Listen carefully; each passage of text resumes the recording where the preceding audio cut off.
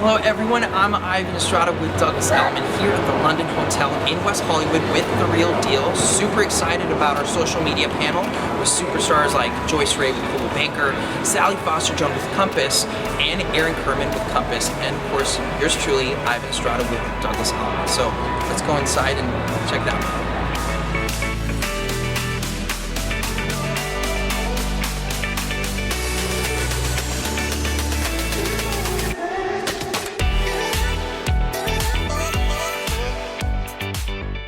Thank you for all of our sponsors for continuously supporting us here. We're very excited to have this very diverse panel of power players. All of our panels today have been a select group of power players. We're very honored that you're associating yourself with The Real Deal. So I'd like to introduce our moderator who introduced our speakers, Jennifer Berman. Thank you for having us.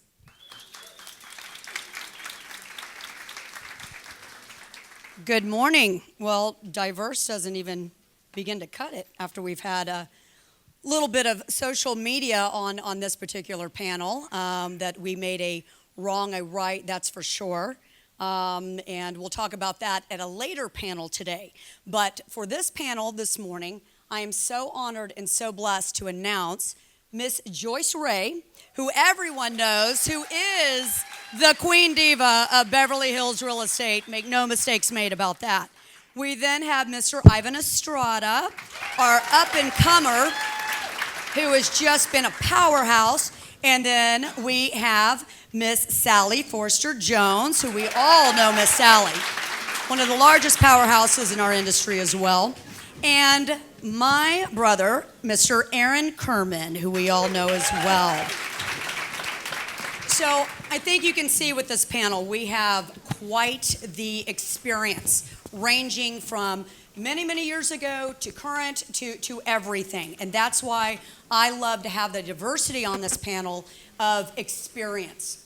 So we're talking about today the art of securing a listing. I think we all kind of feel right now, let's see a show of hands who agrees with us on this one. Are we in a changing market? Is it a softening market in our luxury market? Who's with me? Yes. We're all feeling it? Okay. So what we want to talk about today, what we're going to get out with our wonderful panelists, is if we're feeling this shift, we have done so many different things in social media 10 years ago, 5 years ago, yesterday. What are we going to do moving forward? Anthony, I didn't see you there. Hi, baby. And then also on guerrilla marketing tactics. And what is guerrilla marketing tactics? That's within any organization. What are you doing in marketing that you're thinking outside the box? So, with that, I kind of want to start off a little bit with Ivan, if you don't mind. You do a lot on social media. So I want to kind of break it down and really determine what are you doing right now? Because you got in our industry when Joyce and Sally, we didn't have to do this back in the day, okay? So what do you see when you came in about 7 years ago? And what's kind of the change for you now, today? So 7 years ago, I saw the opportunity with YouTube. I think YouTube at the time was being used more for music and for, kids opening presents and getting paid for it, right? And so I saw an opportunity to do something different. And, there's all the reality shows, there's $1 Million Listing was out, and I thought, why don't I create my own show? And so I actually bought a camera, went to Best Buy, propped it up, and I started filming my own thing called the Real Estate Minute. And I started doing it at the Grove, started doing it by the beach, and I would just kind of I would put out content that I liked, so that way the passion would show. It'd be about design and technology. And so that slowly started evolving, and as I started putting it up on YouTube, I started really getting the results, especially from the millennials. I'm considered a millennial, so for me it was very important to reach that demographics. Lucky. Joyce is definitely. And so I think right now, especially with YouTube, Facebook, Instagram, there's such powerful portals. They're pay for play, obviously, because I feel like everything that I put out, about 10% of the audience actually gets to see it. So, everything that we put out there, we we know what demographic we're looking for, what age group, what interest, what education, and we target market those areas and those specific people with our listings, with my videos. That way I get to reach that market, and then that market then starts reaching out for me for listing appointments or buyer appointments. I don't want to move away from that. When you're saying that, how many of you have children that don't watch TV anymore? All they watch is YouTube, right? So are you paying for the YouTube, not subscribers, I don't mean that, but are you paying for the ads on YouTube? Or what is your marketing budget that you're trying to put in to where you get the viewership on YouTube? My marketing budget for social media, for the videos itself, actually let me backtrack. I think about like 15% of my yearly income goes into the marketing of these videos, because you can put a video out, but if no one sees it, then what's the point? And so I think now you really have to focus on the digital marketing aspect of it, because that's where people are. They're on their iPads, they're on their iPhones, and they're looking and they're scrolling. And so I want to be able to capture those people and add them to my database and get them as clients. Aaron, I think you have something coming out soon. Yes. So, and you've got a lot of high exclusive and luxury listings. How's that changing in your business right now? It's interesting. The business right now is just totally different than it once was. I think we're dealing with a changing market, and for me, what I'm actually doing is protecting my time. I've probably walked away from, in the past month and a half, about $150 million in inventory, because I'm seeing this huge discrepancy between what sellers want and what buyers are willing to pay. And back, a year and a half, 2 years ago, we would just take what we can get. I call it being a real estate slut, get attached as much as we can. But I realized today's market, that's not working the same way. And if we take overpriced listings, it's not doing the seller any justice, it's not doing us any justice, and we just end up spending a lot of time, energy, and money and end up losing the listing. So I think the key to success in today's market is pricing right, really educating the seller, making sure everybody knows exactly where we are. And I think nobody really knows where we are today, and that's one of our big challenges. So pricing is right. And we actually have and you're on the show, by the way. We have a show called Listing Impossible coming out. And what's different about the show is it's not about, selling these glamorous houses and making all these millions of dollars in commissions. It's actually the opposite. It's showing people how hard our job is, really focusing on education. Half the time in the show, we go in and tell people exactly what they don't want to hear. We shot an episode where a guy wanted 16 million for a home, and Jen and I had to say, your house is worth 10. And this is We got it, honey. Yeah, and this is on camera.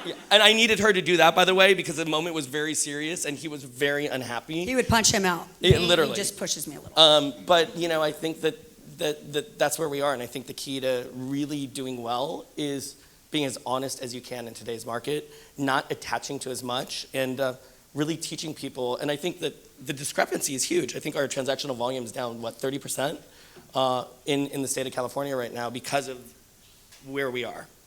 So you hit some great points, and I want to go to Joyce and Sally on this one.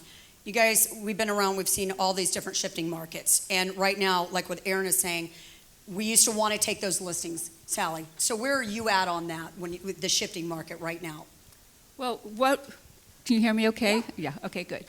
So in all this, I'm just listening because we're all involved and we're all looking at just two different things. One, as agents here, we are here branding ourselves and looking at how do we stand out, what do we do, how are we different, how do we get a listing, how do we not take a listing, what do we do? Two, and all of the tools that we're using between the digital and the, everything, the shows, a lot of this is branding. On the other hand, we are also here to sell real estate because all the branding in the world doesn't matter if we don't ever get a paycheck. So it is a combination of both. And right at the moment, with the way the market is, my focus is, yes, I'm always looking at branding and we're growing and all of that, but we also have to sell a property. And what do we do to, both from the social media, from the digital, from everything, to sell, and to get a result and to get a happy seller and a happy agent. And so with the shifting markets, yes, I think that we have to be careful on what we're promising sellers, what we're not, because in the end, we're not a hero unless we perform. And we're the enemy if we don't. Like, Yeah. you know, Right. they love No. us if we sell and they But- hate us if we don't. And there's no way around that, no Right. matter what we do. But let's talk about how much money we all spend Right. on these listings. Correct. That's so different. And that is, you know, what I do is I really sell, and this is throughout all the years. My market is very, very diverse. I cover a lot of area, and I cover every single price point. And I have a lot of high-end listings, and they cost a lot of money, because that's what the seller expects, is a lot of marketing, a lot of, you know, just whatever they see, every big party and a bigger party and a better party, and that costs a lot of money. And so you still, in the end, for us, unless we sell those properties, they're not happy and we're not happy. So it has to be a combination of looking at what is effectively going to get results, how are we going to actually sell it, using every tool that we have, from print, from all of our agents, from, you know, from digital. I mean, we're using less print. Print costs a lot of money, obviously, and it's not reaching the target that we once did. But what do we actually really do to sell a property? And it's been interesting, because if you're going throughout the country or world, you know, this is not unique. We have been the best market, and we still are the best market of anywhere in the country. But in speaking to agents through other areas, when I was in New York, it was an interesting comment. I was with an agent who had a $25 million property and sold it at 13. Oh. And the agent says, our sellers are meeting our buyers. And I thought that was really an interesting comment. I mean, we have to just, with the reality of what is going on, what are we doing? And what is the message that we have to give to our sellers? You want to sell? This is reality. I'm going to market. I'm going to do every single thing that we're going to talk about, from the social, from this and that, and the videos. And the videos, cost a lot of money, or, what are they getting for us? And all these huge parties, what are they getting? So, the end result is we have to look at what is going to sell property, and it's marketing, and it's pricing. But I actually, look, I think that It's there's pricing. what's going to sell. Well, but I think it's what's going to sell. It's price. Hello? Listen That's to what's going to sell Joyce, property. please. This one, right. Yeah. But there's a difference between what sells property is and branding ourselves as agents. I think there's two different things. What sells property is one thing, and it's price, bottom line.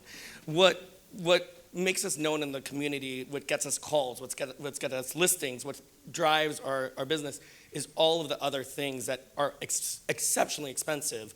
And it's not just social media, it's computer outreach, it's TV today, it's anything that a multinational company is doing to drive their business. We now have to do, and our business has changed so much, because when I started 24 years ago, we put a sign in the, up front, we did a little flyer, and they would sell. Now this business is this huge thing of TV, media, social media, technology, which is exciting, because the good news about that is you could reach anybody in the world, even if they don't know you. And I think that that's the bulk of the change of our business, because I always say to people now, we don't have clients anymore. We just don't have, I don't have one client. People will go with whoever's in front of their face at the right time, at the right moment, who they think will get the most money for their house. Joyce, I need you to jump in and weigh in on this one, because you've seen so many of the different changes in the marketing, shifting markets and everything else as well. Well, there's no doubt there's been an extreme change in the amount of money you have to spend to market a property. And in today's market, with such a difficult market, you cannot leave a stone unturned. And the social media is a great component.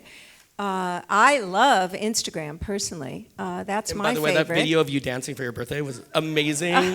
It might have been the best video I've ever seen. Everyone needs I actually to go might see have this. you in my office right now in that video on our big screen. It was that good.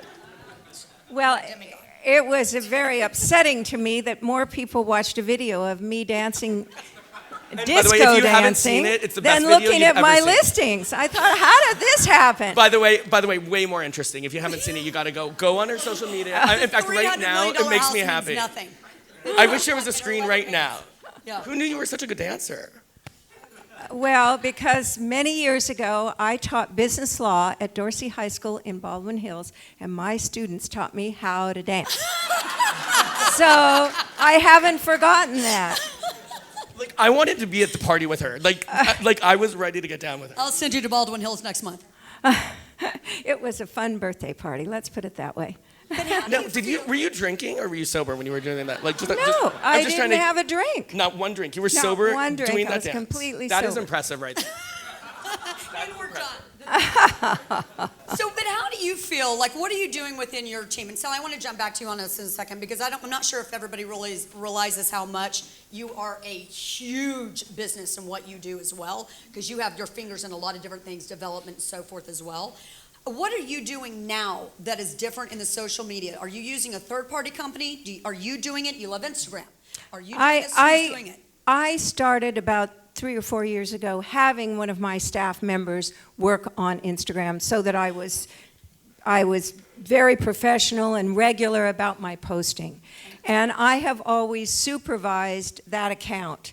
So I plan for the week. We go through various options of what we want. I'm very particular about it. I drive my marketing director, Whitney, who's here today, crazy because I want my every post to be perfect and exactly the way I want it. So, and then I have fun. I love to photograph myself, and no, that didn't come out. I mean, no. Actually, Erin's doing it. Okay, that's really what it is. No, that didn't come out right. I like to take Joyce, photographs. we love it. Keep doing it. I like to take photographs myself. In other words, I Erin like does to too. photograph places. I like to photograph, especially places that I am and where I'm going and what I'm doing, and I'm very particular about every photograph, the way it's framed, and I love posting photographs that I have personally taken. Do you feel that has helped you sell any of your high-end exclusive listings? I think so, because I think the general following that I have, and I've gotten clients from Instagram who've called me up and said, oh, I saw this house, and what about that house? So yes, I think it definitely has helped me. I wanted to add a little. Yes. I feel like social media actually doesn't sell anything. For me, it's been more of like my PR company, my vessel that I use to stay relevant and to put things in certain people's phones, desktop, iPad. For me, it's just been really more on the branding side. I've never gotten a call on one of my properties saying, I saw it on Instagram, I want to buy it. Again, this is like, there's always an exception to the rule. But for me, honestly, right now, and what I've been doing and spending my time, because obviously time is incredibly valuable, is honing in on my relationships, my like agent-to-agent relationships in Aspen, Well, in that's Miami, number one. in the Hamptons, in New York, in London, because for those large listings, they have those buyers, they have those people that could potentially bring a buyer to my property. So social media is great, but I feel it's those agent-to-agent relationships are incredibly. I mean, you can't pay for that. No, well, relationships is the whole basis of our business. I mean, there's nothing more important with your clients, with your fellow brokers, and now, because we're in such a village worldwide, that your colleagues have to be in Spain and in China. I was the first broker to go to China in 2010. I was the second. And I was the first one talking Wait, on it. I went to China with I've been her. bringing him over there for years. I need to go to By the way, China. if you ever want to have fun, go to China with this one, Jen They're Berman. all short and pissed off and yelling at each other. Literally, they all yell at her. For some reason, they had an adverse reaction to her. And in the middle of the meeting, she would be like, I'm sorry, we have another meeting, I have to go. And she would be like, I would be like, where are we going? She'd be like, foot massage, we got to go now. My best story was I had a press conference in Beijing, and the reporters all walked in, and I had huge photographs of all my listings, and I was talking about the real estate market in Los Angeles, and they were all really young. They looked like they were 18 years old. And I said to the public relations agent that had organized this for me, I said, I guess there are some other important events going on around town, and they sent the junior press corps in to talk to me. And he laughed and he said, no, he said, we haven't had a press corps before. These are our top reporters. And they were like 18 years They're old. like 12. Yeah. It just goes to show you, though, that the world has changed so much. And it's such a huge world out there. And so it goes back to, what we're talking about, which is social media. All of these things ultimately are an amazing things because the clients are everywhere and it's unlimited. And you actually don't even need to know them to get them as a client today. Like back 20 years ago, I had clients, right? Today, a lot of the people that call me, I have no idea who they are. It's first time meetings, and it's from the endeavors that we're doing. And it's from, I agree with you, I don't think social media sells houses, but I think what does sell houses is when you put it all together. Correct. When you do social media, when you do computer, and I don't even know how to say this, I have a team that does it for me, but SEO, PPO? SEO. SEO. Pay-per-clicks, I right? only spend $100,000 a month doing it, Sit but there and look I still pretty. We don't do the know thinking for how you. to call it. But like these are the things, I mean, you really have to pay to play. And it's like I always tell people, like, if you're on Instagram or you're on a computer and your mom is the only follower that you have, you already had her. Like, you don't need to get your mom on and so in order to do that outreach. Hopefully, that's not the case. I mean, let's see. But Sally, when I was. Sally, what, I mean, you do like development, you do everything. What do you feel is like really getting your listings, but selling them right now? Well, this selling, some of this is the outreach. Brokers, our fellow brokers in this room and throughout the country and the world that we meet in those direct connections. I'm just sitting here and I looked out at Valerie for a moment and just in the fact, it struck my mind on, wow. We were at a meeting, she just said something about a property, called her assistant, we made an appointment, and sold the house that day. Wow. So all of Networking. Important. everything that we Another do, longtime diva. yeah, everything that we do is the first thing on marketing. There's there's the clients that we know. There's our mom, and we want our mom to buy too and sell. But our relatives. But it is all of the first thing starts with the agents. Because the highest probability is it's going to be another agent. So, and the network that we set up, literally, I go throughout the country and just meet with agents, just really one-on-one and throughout the world. So that's the first thing. That's in everything, and really, it just gives you so much information on what is happening and what everyone else is doing In every and market. utilizing, and what is successful, and what can we anticipate. And again, we're lucky here that we are the best market, forget about any statistics, we're the best market in the country. But Sally, And I think that information is what hurts us too, to a certain degree, but because still- sellers have it, Yeah. buyers have it. So our value now is placed in a different area. It's not necessarily, you go on Zillow, you go on Redfin, you go on anything, you could figure out your sellers and buyers are as informed as we are today. But we still need to sell their property. Not exactly. Okay? Not exactly. No matter A what lot they- of the what information they that's think- out there is inaccurate. Yeah. I'll tell you where it changes. Inventory that they don't know about. Like that's where we have add-ons, and that's why I think it's really important for agents to take it a step higher than we've ever taken it before. Alliances, partnerships, pocket listings, just for that information. Escrows, that are not necessarily public, off market. These are all things that I think that's where the value starts to come in, where they're like, okay, here's what you don't know. It's important to know your value add and what makes you different. Correct. What's going to set you apart from this ocean of agents out there. Because like what you said, I have clients here, especially from New York, that they're like, well, I found the property, I don't need you. I can take it from here. But, it's like, what can you bring to the table, as a negotiator, or that experience or that connection with the other broker to actually close the deal? So what is your differentiating factor then? I mean, my factor, I went to USC Business School. I'm a CPA, so I'm a very numbers-driven type of individual. I'm great at negotiating. So for me, adding those pieces together, especially for investors, that I could bring in the graphs and the numbers and show them what we're gonna potentially look like in the next 3 to 5 to 10 years. For me, that's what's really built my business with those type I'm of ready to hire professionals. you. If you know where we're going to go in 5 to 10 years, But I have you a can't really do that cool over the crystal 20 ball at million. home. that's some serious intelligence right there. Yeah, but you can't over the 20 million. It's a little different. I Yeah. mean, Sally, they're asking us to do parties and all these things and Right. put a lot of money in. Talk to us Right. about So that. the value of what you bring is critical, and how you articulate it, and how you own it.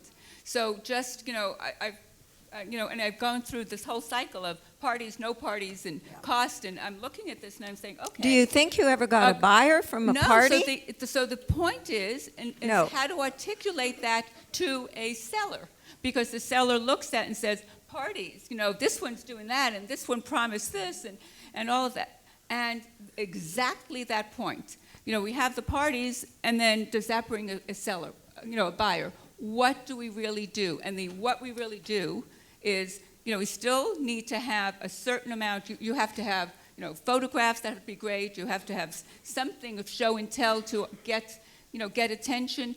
But it is getting on that telephone and calling everyone and saying, look, I have this amazing property, and this is what's going to sell it. And that's where your value statement is. And once you get that buyer, I'm not letting them out the door. I'm tying them. Lock them in the house. Tying them until they sign and say, ouch. So that's really what we have to articulate. And guys, the best way to get rid of, because these parties are a waste of our time, our money, no buyers ever come, I tell the seller, your house will get thrashed, you're gonna have to paint your walls, you're gonna have to redo your floor, and if that's something you wanna pay for, we'll throw a party. And they throw it out the door immediately. That's our trick, but we know otherwise. You have to do lead generation, lead generation, lead generation. That has never changed in our industry. I think we're just doing a little bit lead generation different on social media and those different tactics now. What is too risque for you? I mean, remember Williams & Williams did the $75,000 movie years ago. Now we're expected to do those things. Right. What is too much that you would not do? Thank God that stopped. Well, I'll never forget the first video that I thought was a little controversial. I saw about 7 or 8 years ago at a Coldwell Banker conference. And there was a video of this guy in bed and his alarm goes off, really handsome guy, and he turns his alarm off and he gets out of bed and he doesn't have anything on. Now it's very what was it? discreet. I want to watch it now. Who was? No, it was very discreet. It wasn't revealing in any way. I mean, it was like side shots and everything. And so you're kind of seeing the house in the background. The guy gets out of bed. He walks downstairs, he makes a latte, he walks around his living room, and then the final tag is the house where you don't have to wear any clothes. And the truth is, I remember seeing this video and thinking, oh my goodness. And but it got your attention. No, of course it got my attention. Got my attention. But the reason they showed this video, and I don't recall who did the video, it sold the house. That this video went viral and it sold the house. And that was the whole point, and they were trying to make a point. It might even have been 8 or 9 years ago.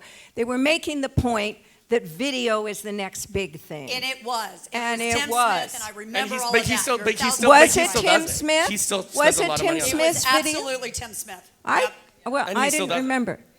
Yep. Was it Tim? Yes. And he I'd still loves forgotten. those videos. Like, I Well, just look at co-listed Raj. something with him. Raj is like all over the place with the videos and got a TV show from it. But I'll tell you, so I had a client, kind of a weird story, straight guy, and he told me he was watching porn, and he saw It wasn't Ben Bacall. It was not Ben Bacall. And he saw our SEO work, so he saw my picture with one of my properties on his porn screen. Oh, no. And he was like, nothing killed my moment more than that. It was at the top, and I was like, yeah, that sounds awful. But the interesting part of the story was to be able to be in front of somebody's computer screen, no matter what they're doing all the time, through, hopefully not porn, is a value add because they're online already, they're looking, they go straight to your website and boom. Does it sell properties? I don't know per se, but does it get them to know who you are, make sure they're aware of product? I think absolutely all day long. I don't think there's anything, it depends, what you want to put out there, right? Your brand and what you want people to, perceive who you are as a professional. But nowadays, I feel it's all about, getting that attention. I mean, you got my attention when you said there was a guy who was walking and he was naked through the house. I'm like, wow, I've never seen that before. I know, and I still want to see it. That's a little, Ready to... I want to see It's it not too. going to be better than Joyce's can't video. control Her dancing video still is by far the best. Yeah, but it got someone's attention and it sold the house, right?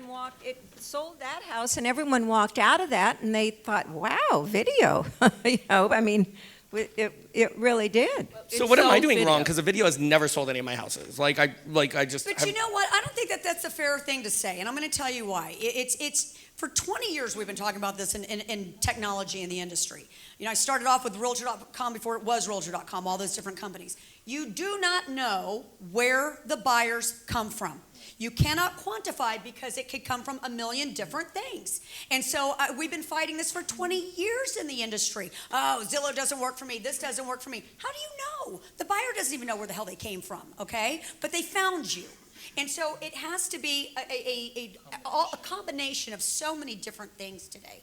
I just wonder, Sally, if that changes with developments and in the residential, and where does it cut off with the 20 million and above on the high-end luxury? No, it's the same thing. It's the same thing on everything. You know, this is where when I said there's two things. The purpose of everything that we do with all of our marketing is both, first, we're branding ourselves, okay? We're here. We want to be known. We want people to pick up that phone. When we walk in a door, that you want them to know who you are or feel comfortable with what you are, your image and whatever. So we're always branding. So, you know, so what I do is I do some development work, and we do have a website for that.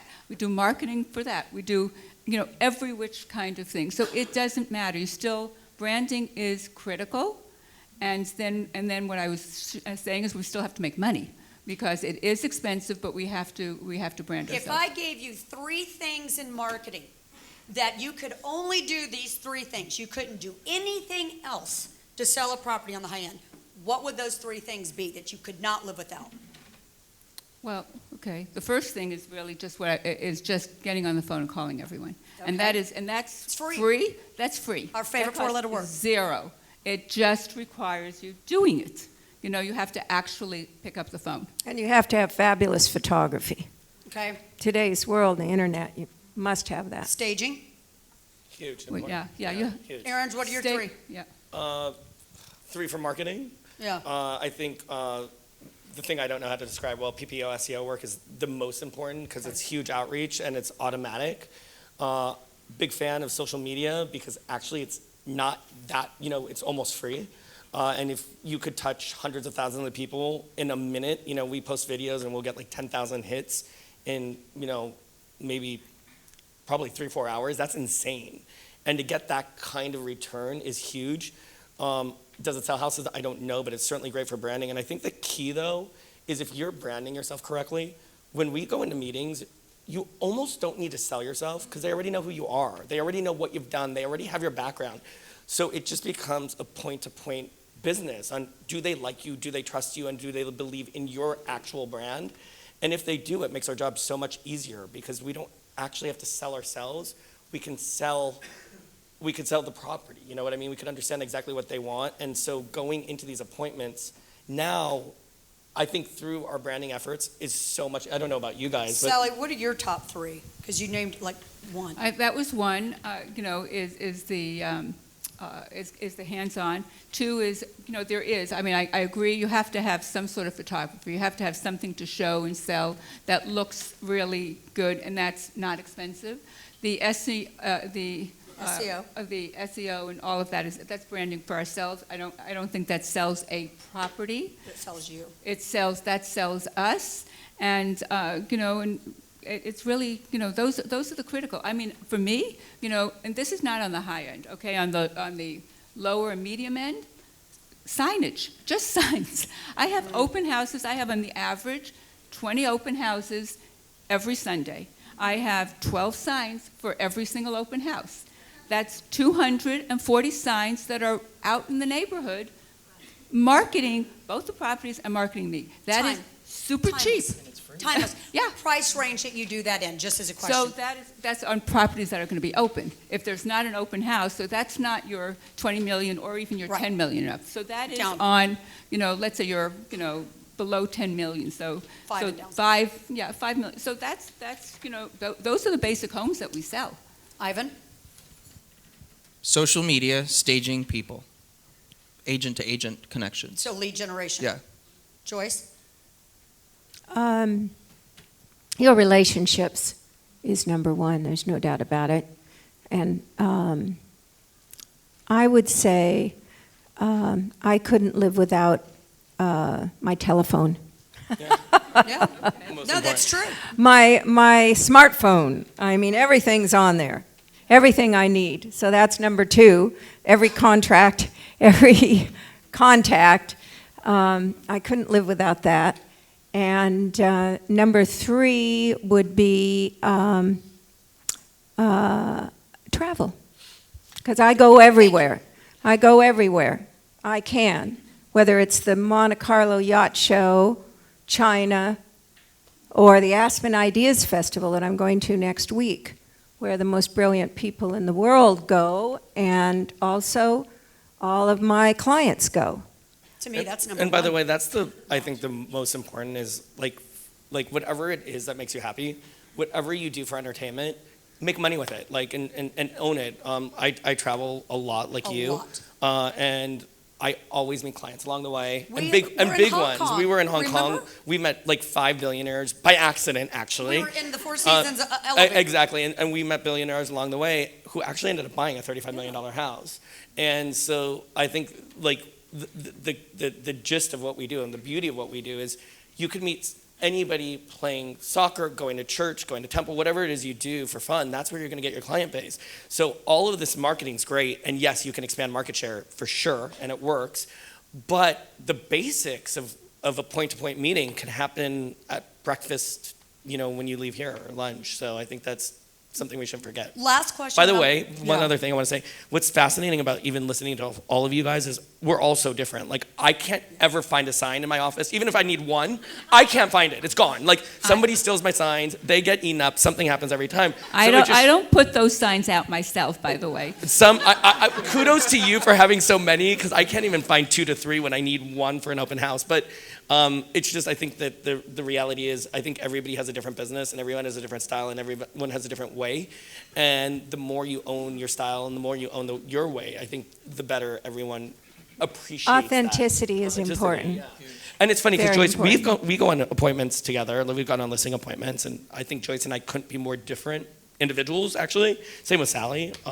Actually, we've gone on appointments, but I think people appreciate who you are, and the differences are, people kind of relate to who they think they're gonna just get the highest number from, who they think is the best person for them as a person, because at the end of the day, it's a person business, right? Well, and I think you just guys hit on something, then we're going to open up for questions and answers in a second. Valerie, you know this as well.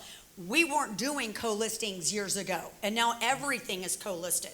So I think we kind of missed the boat on that one on this panel on doing the high-end luxury. Do you guys not agree? Yeah, It wasn't by choice. It wasn't actually by choice. Let's be honest. We were forced into this co-listing thing. And honestly, we now work for half. And if you look, That's or also a quarter true. actually. And that would not be by choice, right? Although I like everyone I co-list with all the time. But I think the industry got so competitive. Yeah. The price points got so high and became such a big business that sellers and the dynamics are so complicated between divorces, husbands and wife wanting different people, business managers wanting different people not knowing who to pick. And when they put it all together, it leads to, co-listings. Sally and I have a listing with 5 agents on it, maybe 6. Yeah. Granted, it's a $100 million house, but still, that's too many, in my opinion, too many agents. Yeah, Well, we got 14 on one listing right now. Yeah. Doesn't make sense. 14 Yeah. on Which one? one listing? I'm not getting into it, but we've got. Look at the mansion. That was like 7 agents on that one that sold. Yeah. And it actually, if you have one good co-list agent, it's fine. It works. Right. If you have more than that, Ugh. now you have to manage the client, the buyers, and figure out how to manage all the agents, and that is just too much work. It's Way just too many cooks in the kitchen. Too many. And everyone has a different opinion. Right. And story. Everyone has a different story. So, you have to build consensus amongst your real estate listing team before you go to your seller. Yeah. But I will tell you, I do like co-listings when you have a good partner, because in today's climate, if you take something alone, especially at the high end, let's say 20 plus mil or even 10 plus mil, people are chasing you. They're chasing you, right? Everyone's after your listing. It is what it is. And so a great way to protect yourself is to have 2 great agents. It's really hard to tell 2 amazing agents that they don't know what the fuck they're doing. It's just Right, hard to tell. It's hard to exactly. do that. It's true. Sally, any thoughts on that one? No, I was just saying, you can't even, with the co-listings, this is one thing that the sellers don't really understand, and that we we have to share with them. We're talking about, we're in a co-listing where, 5 agents at minimum, I don't even know, but just getting a telephone call together is impossible. It's impossible. By the way, I tried. Yeah. It's impossible. A conference call together. So this is not serving anybody because, there's clearly no unity. There's clearly no consensus. There's clearly nothing. So this is something that the seller does not really understand. And so they think of more is better. And it doesn't work. It doesn't work. And so there's, just one co-listing is one thing. Anything more than that is absolutely, just detrimental. Well, the old adage is coming into play here. You want to be the firstborn son, the second trophy wife, and the third listing agent. Yeah. And honestly, I feel in my mindset, I've always wanted, I'd rather have a piece of the pie. That was well put, by the way. You can't write this. It's a famous old adage. I can't take credit for it. Could you imagine co-listing with this bunch, and you were the other agent? Anthony, nobody would get a word in edgewise. That's the last comment. We're going to open up. I've always had the mindset of the business mindset. I'd rather have a piece of the pie than no pie, and I've always been very strategic on who I take on a co-listing. Who's the agent who has sold most properties? Who would I probably get along with? Who is probably the complete opposite of who I am? So that way, us together, we make a powerful team than having 2 people who are completely the same. Right. And it doesn't That's have to like be a within marriage. your firm. It could be I've taken people from Compass or Hilton and Highland. It just all depends. You have to be very strategic. It's a business decision. And no matter where you are in the business, even today, sometimes I opt to co-list, depending on the nuance of the client property. Sometimes it just makes sense. If you could go in there and slam dunk and just have a stellar team, it can help. And sometimes partners are great. All 3 of us actually have co-listed stuff in the past. And sometimes tag teaming, telling a client really the truth and where they are, having 2 people do that, it can be very helpful. Yeah. Bad cup, good cup. Megan, let's open up for some questions from the audience. Valerie, yes, ma'am. We'd love to hear from you. Stand up, baby. Hi, how are you? Nice to see you guys. Hey, Aaron. So, what we're focused on in terms that we do traditional marketing and the social media too, and we probably touch about 120, 130,000 people a week with all those efforts. So, and by the way, a little tip you guys might look at is what we use is Waze. Waze is an interesting thing too, because Waze, when people are driving by, if they're using Waze, your listing things for sale will pop up on their phone. So that's a little something that we brought into our marketing. But in any event, what about the influencers? So my daughter's an influencer in her own health and wellness world, and I'm watching all her friends make huge sums of money off Instagram. So you wonder, this whole new millennial world, when they're moving in the next 5 years, they are going to control the money. They're going to control buying everything. So where is that market? Because the baby boomers are going to buy or sell 1 more house, maybe 2 in the rest of our career. So where is that big vacuum of how they're going to communicate with us? How are we going to reach them? Because it's not going to be the way we've been dealing with the baby boomers. I think if you see the people that are changing with the business are still very successful, and the people that haven't changed with the business are kind of dying in today's business. Social influencers are a huge way to get mass audience, right? It's brilliant, and it's not that expensive because it's a win-win. Sometimes they want our houses. They need the set, and that set helps to get, it could be up to millions, it could be millions and millions of views. And so I think that, I think everyone should watch Changing Marketplaces. These are the way that we used to sell houses, theoretically price and the MLS should sell a house, right? It just should. Those are the 2 basic points. But I think the rest becomes the variable of what you said, which is you never know where your buyer is going to be.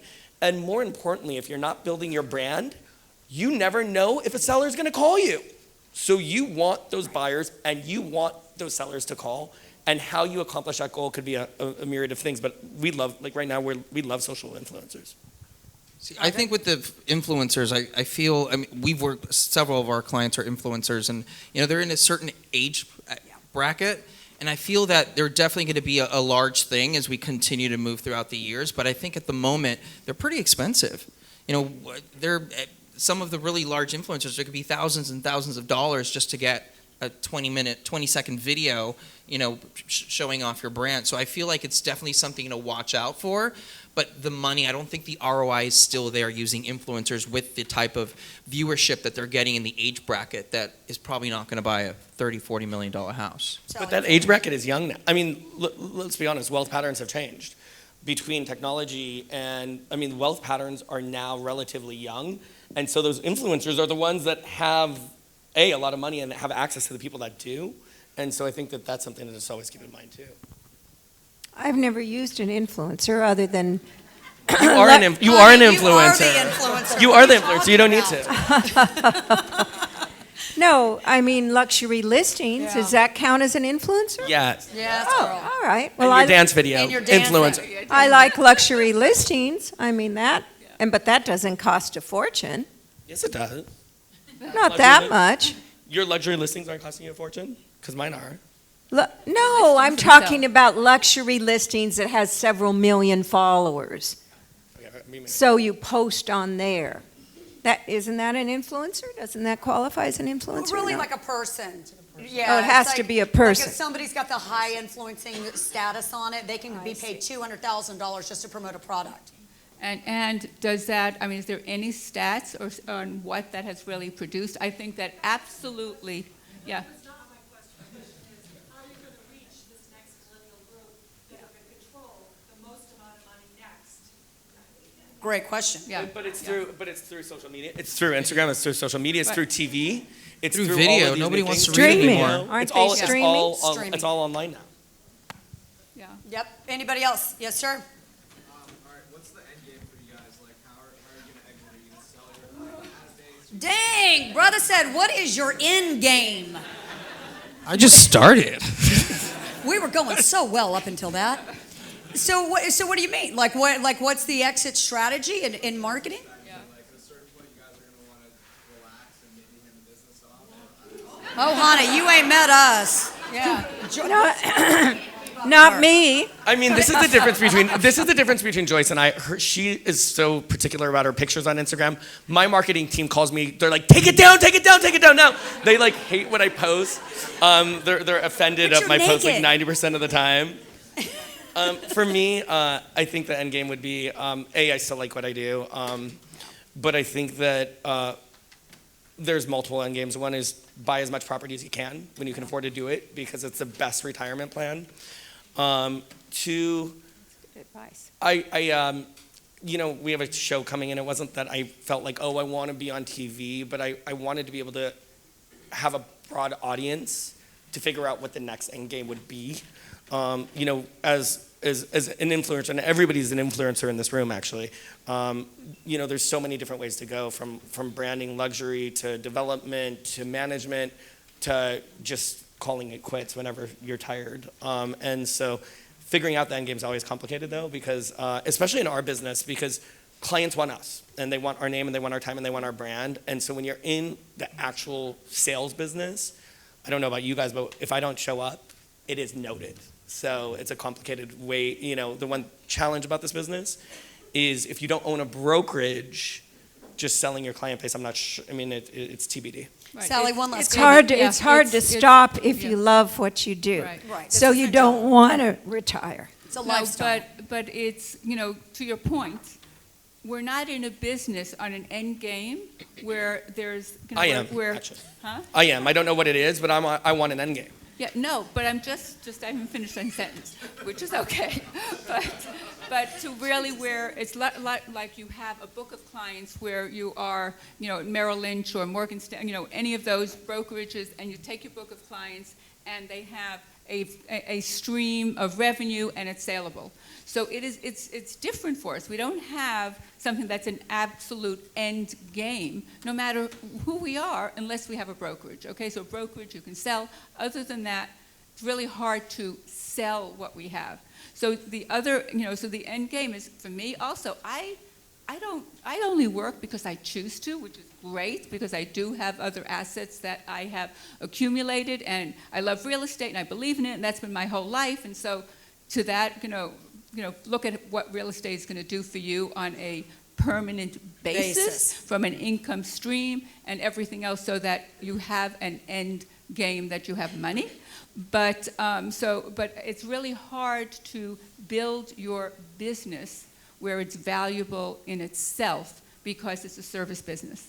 But for me, I do this, I get up every morning and I'm excited and I'm happy and I'm alive and it's a new day. And so when that stops being interesting, Then you're done. then you're done, you need something else. You And need I'm to still in change. an expansion mode, so if anybody wants to join my team, Yeah, let me that's know. we're doing that. Let's take one more question, real quick. It was fun to come here this morning. Wait, we just have one right here. I'm sorry. Yes, So, ma'am. talking about teams, for newer agents, how important is it to either join a team or go out on your Aaron, own? honey, take it.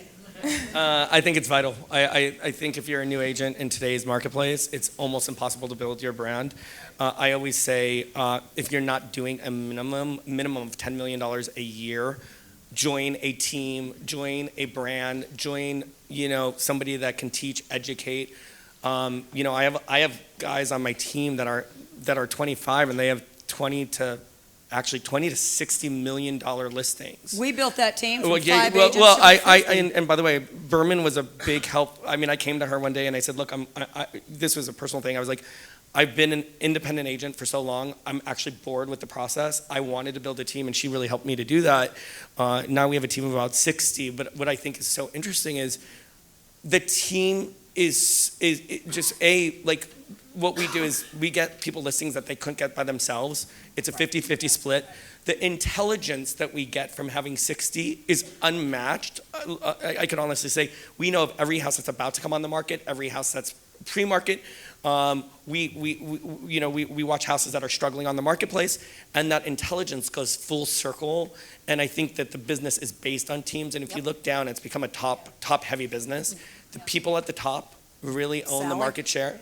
Yeah, I Right. mean, No, it's critical. It's critical. And especially in a changing market, you have to have the credibility, you have to have the support, you have to have the marketing backup, you have to have everything behind you. And so it is, because people come to me just like I'm starting out and what do I do? And I said, you absolutely have to find a team that works for you. That's the right fit, that's the right support, that's the right personality.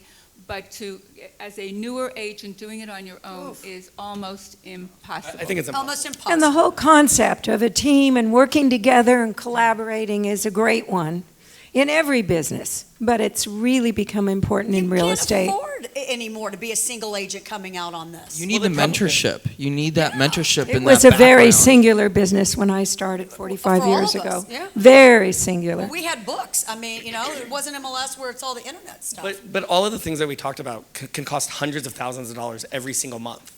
So Right. if you're not prepared to spend hundreds of thousands of dollars in all of those things, then a team is helpful. But it doesn't have to be a team. It could also be, it could be a team. That's a great way to go. Or it could be, I always say, find somebody who could be a mentor for you, somebody who hasn't a lot of business, but enough to give and to give, right? But maybe you could start with somebody that's still growing, but needs a little help. I mean, there's a lot of different ways to slice the pie. Or get a coach. If you can get a coach. I mean, my coach changed my business 4 years ago. He gave me direction. He gave me a map to follow, and I think that's incredibly important. Well, that's The problem, what I do. but even with Yeah. the coach in today's competitive environment, that's tough because without the, I think going in, and it's not always right, but sellers tend to want people that are the most proven in a marketplace over and over again, and it could be the luxury marketplace, it could be an area, and so if you look at any area, there's going to be a top producer in Sherman Oaks. It's going to have huge market share, a top 4, right?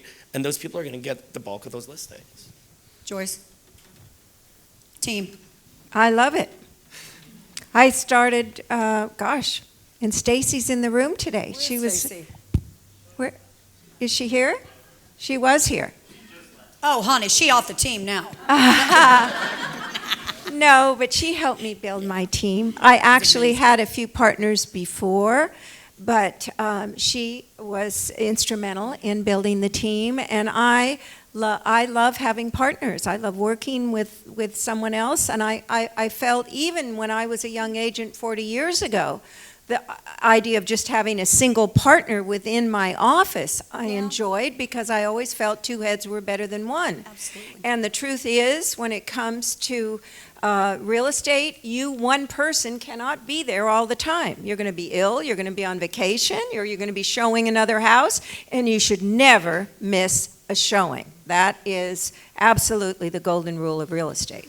I tell you what, I cannot thank you guys all enough. I know that you have given me personal inspiration all these years watching you guys, and you guys are really the legends. So I just bow down to you all and love you all from the bottom of my heart.